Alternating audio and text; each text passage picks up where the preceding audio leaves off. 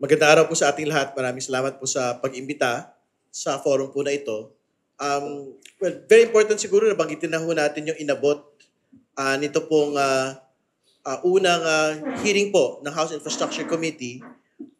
Una, yung pong pagbibitiw ni Executive Director Herbert Matienzo ay tinitignan ho natin na isa sa mga inabot pong tagumpay nung pong unang pagdinig ng aming pong komite. Nung komite po na iyon, hearing po ng komite na iyon, extensively interpellated si former Executive Director Matienzo. He was confronted with the report na hindi daw po siya nakatira kung saan niya ho sinasabing nakatira siya, which is sa Kupang, Muntinlupa. Sinabi po roon na siya ay nakatira sa isang upscale na village sa may Muntinlupa rin po at meron pong maraming mga sasakyan. Pangalawa, napag-usapan din nga ho na talagang talamak po talaga yung bintahan po ng mga lisensya sa pickup at siya daw po ang nasa sentro nito. No? So kahit po nagbitiw na po si Attorney Matienzo, the committee will still ask him to be present during the hearing dahil siyempre we want to give him also the opportunity to rebut kung talaga nga bang totoo o hindi yung pong allegation ni Deputy Speaker Jay Kung Hoon. No? Kasi kung hindi naman din ho talaga totoo, maganda ho nga mabigyan siya ng pagkakataon na maipakita na talaga ho nga siya po ay ordinaryong taong gobyerno lamang po. At hindi nga po yung sinasabi po ng mga kasamahan po natin sa Kongreso na nakatira sa Ayala, Alabang at marami pong mga sasakyan. Pangalawa, yung pong pagpataw po ng dismissal kay Engineer Henry Alcantara ay tinitignan ho na immediate dismissal kay Engineer Henry Alcantara ay tinitignan ho namin na isa din po sa tagumpay ng unang pagdinig ng House Infrastructure Committee dahil intensively interpellated din po si District Engineer Alcantara doon at marami kaming naikasa na admissions mula po sa kanya, admissions against interest. Ibig sabihin po noon talagang it will hold up in court. No? So ano ba yung mga yun? Una, na siya po ay pumipirma daw po ng mga dokumento na completed ang mga proyekto ng hindi ho niya na-inspection. No? Ang kanya pong depensa, ito daw po ay negligence lamang on his part. No? Pero ang aming pong paninindigan, ito po ay hindi negligence, kundi bahagi po siya at siya ay nasa tuktok nung pong intentional defrauding of government funds. No? At ibig sabihin, ito po ay tantamount to a plunder charge. Plunder charge, 55 million ang pinag-uusapan po nating proyekto. Ang threshold po for plunder ay 50 million pesos lang. So ibig sabihin, hindi po namin tinatanggap na negligence lang po ang dahilan kung bakit po niya pinirmahan at nawala po yung pera ng bayan ng parang bula. No? Yung po yung una. Tapos pangalawa, syempre, nakita din ho natin yung pong admissions niya relating to yung pagpunta sa casino at paggamit po ng mga peking mga identification cards. No? So, kahit ho, dyan lang ho tayo mag-usap, talagang si Baku sa gobyerno. Kasi bawal yung paglalaro ng mga taong gobyerno, mataas man o mababa, doon po sa mga casino po na ino-operate po ng PAGCOR. No? So, yan dalawang bagay na yan, talagang mabigat po na inabot po ng komitehan nung araw po nito. Lalo very central yung role po ni District Engineer Alcantara. Una sa Ghost Project sa Baliwag, Bulacan, saka sa pangalawa dun sa dalawang substandard projects no, ng St. Timothy at Wawa Builders. No? So, bago ko ipasa yung microphone muli, ito na nga ho, yung most recent development ng Thursday. Ito pong inspection ni Secretary Vince Dizon ng DPWH sa Plaridel, sa isa pong flood control project po muli ng Wawa Builders, 96 million. Found out na deemed completed 2024, pero inabutan ho nila na parang mayroong naghahabol ng mga foreman at construction workers sa particular na section po sa lugar po na yan. At I think Secretary Vince is deeming it as a ghost project. And we are deeming it as well as a ghost project. So maybe in the next hearing po, mapag-usapan po namin with a great detail ito pong bagay na ito. But more importantly, yung pong House Infrastructure Committee din po yung naglahad, no? Immediately after the inspection ng DPWH, no, dito sa Ghost Project po na 96 million, ang fact na ito pong proyektong ito ay hindi po nasa line item ng National Expenditure Program ng 2024. Wala po ito sa line item ng House General Appropriations Bill ng 2024, pero nandoon po sa line item ng General Appropriations Act ng 2024. Ano po yung implication nito? Ang implication po nito, ito pong line item na ito, 96 million project, ang pagkakalagay doon, 100 million project sa GAA, ang implication po nito ay it was inserted by a member of the Senate or by a member of Congress during the Bicameral Conference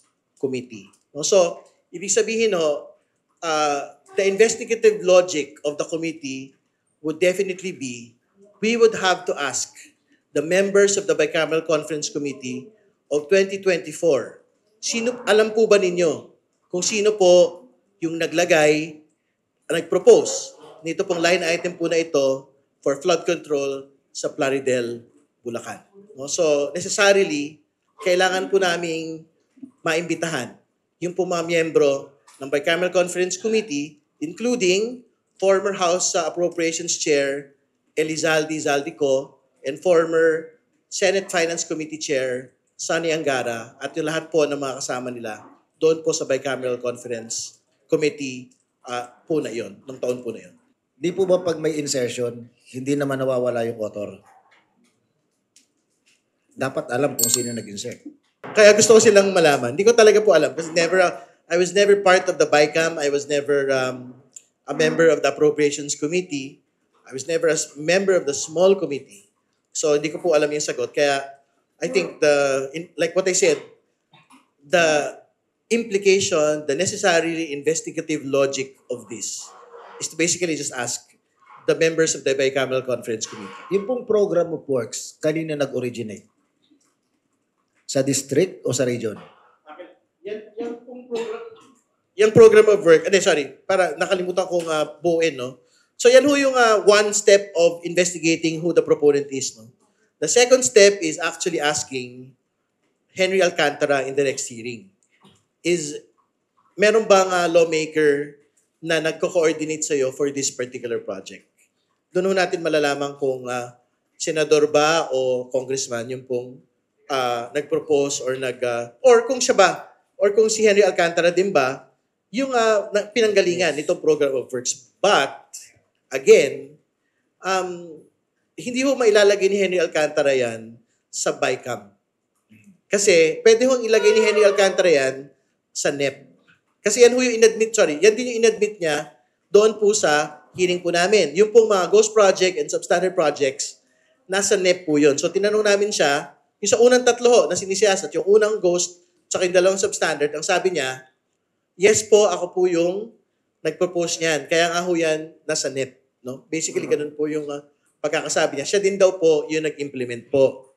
So, kumbaga, pwede hong mangyari on those three projects na wala pong legislator involved. No? Pero, itong 96 million ghost project, because it is a line item insertion in the GAA. Hindi ho pwede, kahit manggaling po kay Henry Alcantara, yung program of works. Yung pong idea for this particular flood control project in Plaridel, Bulacan.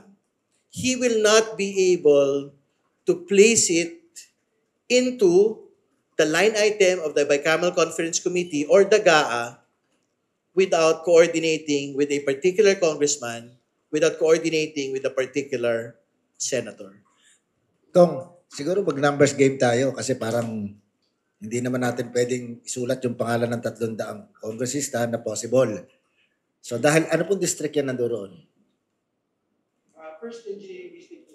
Yung kay Alcantara. Kay Alcantara. Yung kay So first Engineering District po ito. Okay. Yung pong kay Alcantara. So malamang sa hindi, ang unang pagbibintangan dyan is sinong congressman ng first district. Pangalawa, sino pong pwede magdala doon ng project? I suppose yung mga party list congressmen. Kung makikiraan dun sa congressman ng first district. For Kung the papayagan. level of Congress, pwede yung party list, pwedeng district congressman po yung Okay. maglagay dyan. Tapos titingnan natin, may mga congressman naman na hindi nakakapagpababa. Ang term dyan ang linggo, nakakapagpababa ng proyekto. So, alisin na natin yung 60% ng mga party list congressmen na pwedeng suspect. So, kukunti na. Then, lahat ng senador pwedeng maglagay dyan. Tama po, lahat po ng senador pwede rin maglagay. So, maliit ang ating bilang ng suspects. Less than 40 na ito. Again, sa 40 na yan na nasa sa isip natin without mentioning the names, sino dito ang miyembro ng ng BICAM? Hindi ko alam. Ah, Hindi ko pa Yeah. nakita yung mga miyembro. lumiliit yung ng ating BICAM. numero. Tama po kayo. Tapos titingnan po natin sinong congressman o sinong senador ang paborito yung nag-implement na construction company. So parang ang pinag-uusapan natin dito hindi nalalampas ng 5 tao. Napakaliit naman ng 5 tao. Pero, ibig sabihin, tama yung process of elimination po na binabanggit po ninyo. No? So, tama yung binanggit nyo. So, pwede district, pwede ho yung party lists, no? Pwede ho yung mga typically na nagpupunta ho doon, nag-inaugurate ng mga proyekto. Yes. Doon po sa mga lugar. Whether congressman siya o senador po siya. So, pwede. Pero, kumbaga, we cannot kasi know with certainty. So, katulad ho, for example, I think that the question has already been asked of the Senate as well. Yung pong binanggit ho natin na this is a BICAM insertion. Actually, ang sabi ho ng ilang mga senador, they would have to look at the records of the BICAM. So, kami, I would say na we'd also like to be able to look at the records of the BICAM. Baka naman ho, it was stated there, no? Kung sino po yung nag-propose nito pong particular line item na to. Pero just to be very clear, magkaiba ho yung the person proposing. Ibig sabihin, kailangan na natin malaman, did this person actually propose the project? No? Yun yung first. Second, was he complicit in the ghosting of this project? Dalawang magkaibang bagay po yun. Kasi pwede naman ho talaga mangyari na this particular legislator, senator man yan o congressman, like, talagang honest to goodness, gusto niya ho talagang flood control project po na yan sa Plaridel. Di ba? Pero yung second point, at yan yung kailangan itanong natin kay Engineer Alcantara, kailangan natin itanong yan kay Mark Arevalo ng Wawa Builders, sino? May kasabot ba na congressman dito po sa pamimera? Congressman o senador, dito po sa pamimera, nito pong 96 million po na proyekto. Opo, di po ba ang tawag kapag ipinasok sa pinanukalang pondohan ang isang proposal, listing ang tawag dyan, listing, yun ang term na ginagamit. Kasi list yun pinipick up nila dun sa list at dapat po yan ay validated sa region. So, nung pong na-validate, imposible namang hindi validated yan validated sa region yung proposal, program of works na yan, matitrace pa ba natin kung sinong nagsumiti doon o kaninong letterhead ang ginamit para mapavalidate doon sa regional office ng DPWH? Para ho malinaw, pwede ho natin tanungin yung bicameral conference committee members. No, yun yung una. Katulad, 3 steps nga pwede itanong ho yung bicameral conference committee members ng 2024 kasi sila ho yung may aktual na poder doon po sa insertion po ng mga line items. Yan yung una. Pangalawa, at tama ho yung binabanggit nyo, pwede ho talagang tanungin yung DPWH district engineer mismo. Lalo, I think it was also that district engineering office that implemented it. So, kumbaga, yung mga detalye po niyan on how it actually became a line item, like what you stated, may program works, may actual validation, maybe some legislator was actually coordinating with him. Di ba? So, I think that is something that can probably be asked in the next hearing po to Engineer Alcantara. Hindi ba may problema yung two houses of Congress na looking into the same problem na halimbawa yung House cannot summon or invite yung member ng committee na BICAM committee na nag-review ng budget. By the same token, yung Senate din, they cannot compel the congressman to appear before No, we invite them. Ito na yung investigative, like what just to be clear po on, I think the distinction on why we did not invite members of Congress the last time and why we will invite members of Congress this time. No? The last time, irrelevant yung po nga motion to invite Congressman Zaldico and Senator Grace po into the hearing because the topic that they wanted to talk about was budget insertions in the 2025 budget. Kumbaga, it is not germane to an anomalous project, transaction, contract on flood control, which is basically the mandate of the committee. So that was, I think, the person who proposed it, proposed the motion, actually withdrew it. So it was finished. No? Pero ito, second point, itong bagay po na ito, we will invite members of the Bicameral Conference Committee of 2024 to shed light po on the matter. But obviously, syempre we'll still extend the same courtesies to House members, to Senate members. Ibig sabihin, malaya ho sila magpakita sa komite kung gusto ho nila o hindi. Pero kumbaga, hindi na ito yung parang dati na there was an actual objection dahil nga, ito, relevant na po ito eh. Meron ng tie doon po sa invitation to Bicameral Conference Committee members dahil meron na ho tayo pinag-uusapan na anomalous transaction which is the 96 million ghost project. No? So, ano ho yun? It's a very clear distinction as to why we will invite them today. So yung may plano ang Malacanang to form an independent body. Kung maitayo na ito, would the Senate and House probes continue pa? Hindi na. Well, I think this is something that should be decided jointly po by the Senate and the House. No? Kasi syempre, as soon as nakaporma na po yung independent commission, may executive order na, may mga tauhan na, I think the public would also want that to proceed. So, hopefully, dapat it's a joint decision by the Senate and the House to take a step back to suspend proceedings and to refer everything to the independent commission. But I think, very important po na it is undertaken jointly. Kasi, yun na nga, hindi pwedeng Kongreso lang po yung umatras, hindi pwedeng Senado lang po yung umatras. Hindi ko po maganda na mag-imbestiga din ang Senado pa rin at ang Kongreso. Kasi kung titingnan yung hearing ng Senado, ang idinidiin congressman. Kung titingnan naman yung hearing ng House of Representatives, marami doon hinahatak. Hindi man marami. May ilan doon na hinahatak papunta doon sa mga senador. Ngayon, kung may so-called independent commission, di ba mas maganda yun? Madali para sa trabaho ng independent commission. Pupulutin lamang nila yung salient points nung taas at saka nung nasa baba. Yung una ko naman ho sinabi nung nakaraan, wala naman ho kung problema na magtuloy-tuloy po yung tatlo. No, pwede ho magsabay-sabay po ito. Pero I think okay lang din. Kung baga, basta mag-decision po jointly yung Kongreso at Senado na umatras at ibigay na ho ang lahat. Kasi syempre, kailangan ho talaga nating tanggapin na pinupulaan naman ho yung parehong houses of Congress na talagang all of us are basically conflicted. No? So, to basically just resolve it, pwedeng umatras na ho yung parehong bodies at ipasa na ho talaga immediately sa independent commission. Kasi para po sa mga media, mas maganda yun para may freedom of impression. Hindi ko alam. Pero yung pong Bulacan First Engineering District, parang ilang taon ho sila na sila yung pinakamalaki sa buong Pilipinas.